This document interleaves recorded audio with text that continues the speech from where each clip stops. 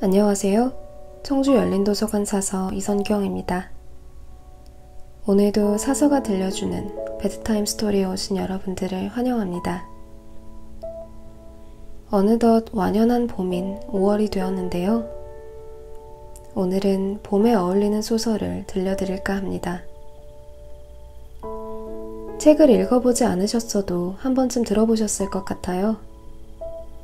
냉정과 열정 사이 로쏘입니다. 소담출판사에서 발행되었고요. 에쿠니 가오리가 썼습니다. 오래전 헤어진 남녀가 서로를 가슴에 품은 채 살아가는 이야기를 담고 있는 책인데요. 같은 냉정과 열정 사이라는 제목으로 여자의 이야기를 담고 있는 로쏘와 남자의 이야기를 담고 있는 블루 두 권의 책으로 나뉘어 출판되어 있습니다. 오늘 읽어드릴 책은 여자의 이야기를 담은 냉정과 열정 사이 로쏘입니다. 책의 주된 배경이 이탈리아인데요.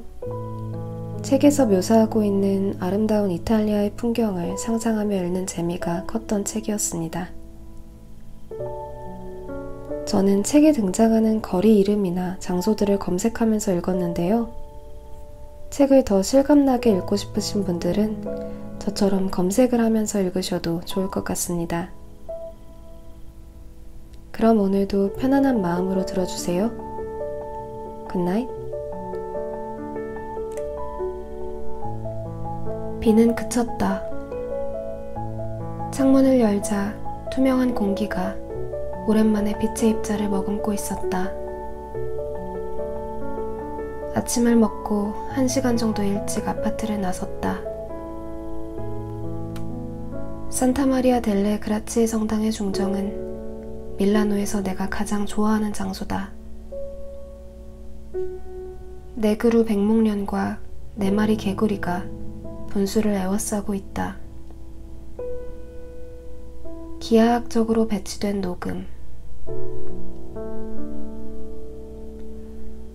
회랑 돌담에 걸터 앉아 소설을 마저 읽었다. 모두가 조금씩 불행해져 가는 이야기. 마빈의 아파트가 이 성당 옆이라는 것을 알았을 때는 기뻤다. 매일 산책할 수 있겠다고 생각했다. 마빈은 성당을 좋아하지 않으니 그것도 잘됐다 싶었다. 혼자가 되기 위해 오는 장소. 돌담은 어제까지 내린 비를 머금어 싸늘하고 축축했다.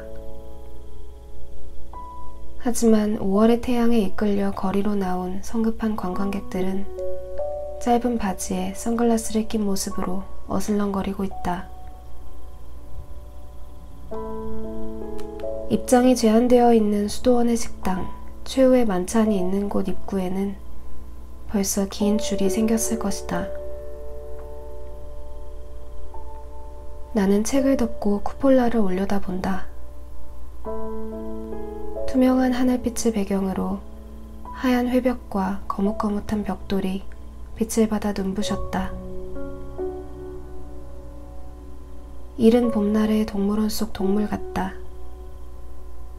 즐겁고 조금은 쓸쓸하다. 지나와 파울라의 가게는 마음에 들고 점원이란 것도 적성에 맞는다. 사무적인 면에서는 꼼꼼하지만 정에 얽매이지 않는 성격이므로. 사랑받은 여자의 인생을 상징한다는 보석에 매료되어 시작한 일이었다. 지금도 보석을 좋아한다. 특히 앤티크 보석을. 가게 문을 열고 유리창을 닦는다. 계산대에 잔돈을 집어넣는다. 늘 보는 얼굴들이 늘 보는 버스를 타고 가는 것을 창문 너머로 보고 라디오를 켜 일기예보를 듣는다. 새로 들어온 물건이 있으면 장부에 기록하고 쇼케이스에 진열한다. 일이란 그런 게 아닐까? 언제였던가 마비는 그렇게 말했다. 지나친 열이나 이상은 일의 질을 떨어뜨리는데 아오이는 너무 진지하단 말이야. 봄날의 동물원이 왜 나쁜 건지 나는 전혀 모르겠어. 사랑스럽잖아. 물론 마빈의 말이 옳다. 경제적인 이유 때문에 일하는 것도 아니다. 나는 라디오의 볼륨을 줄이고 세일 안내장을 보낼 사람들의 주소와 이름을 적는다. 벨이 울리고 오늘의 첫 손님을 위해 문을 열었다. 토요일은 여름 같은 날씨였다. 페데리카가 사는 케프렐로 거리 주변은 조용하지만 휑하고 시간에 뒤처져 있는 듯한 주택가다. 한산한 빵집과 세탁소를 지나 일방통행로에서 오른쪽으로 꺾으면 그 왼쪽에 4층짜리 모래색 벽에 아파트가 서 있다. 차창을 활짝 열고 얼빠진 듯 환한 햇빛 속을 천천히 달린다. 길가에 말라빠진 검정개가 누워있었다. 앞들에는 등나무 꽃이 한창이었다. 포도처럼 주렁주렁 매달려 있는 뽀얗고 옅은 보라색. 등나무 아래는 색깔이 선명한 베고니아 화분이 몇 개 놓여 있다. 옛날에 여기서 살았었다. 젊었던 엄마 아빠와 현관을 일본의 전통 인형과 종이풍선으로 장식하고 건물 안으로 한 걸음 들어서자 온도가 3도 정도는 내려간 듯한 느낌이다. 그늘 같은, 땅속 같은, 막 수확한 채소 같은 독특한 냄새. 튼튼한 이중문이 달려있고 오르락 내리락 할 때마다 뭐가 부서지는 것은 아닐까 걱정스러울 만큼 커다란 소리를 내는 느림보 엘리베이터. 페데리카는 작년 크리스마스 이후 처음 만나는 것이다. 금속문을 열자 동시에 말린 과일 냄새가 흘러나온다.